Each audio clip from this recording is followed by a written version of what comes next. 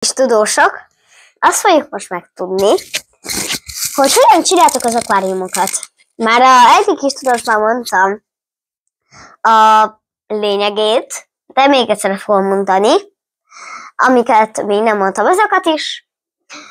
Hát, az lenne most a lényeg, hogy értitek, itt van az akváriumunk, vizet cseréltünk, megnézzük, hogy milyen a víz. Nagyon jó. Ilyen sötétben világítós kövek, van benne ilyen moha, van benne vulkán, van benne növénykék, van benne egy kis víziló.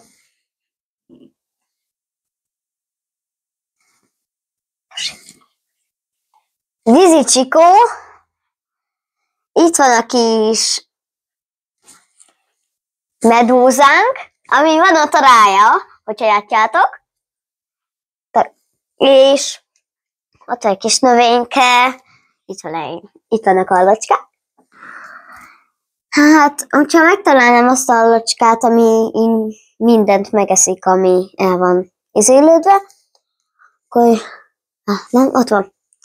Ez ilyen elszáradt dolgokat megeszi. Itt vannak a növények. Itt egy alagút, itt ilyen tüsi, itt ilyen, lehet, hogy mondtam, kis hajó, másik kis hajó.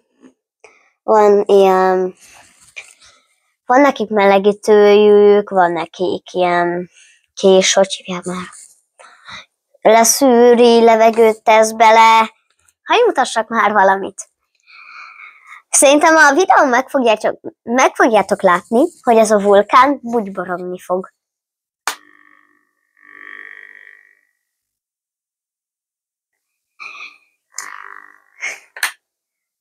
Tetszett?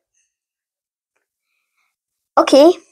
Itt a halacskáknak van az ennivaló.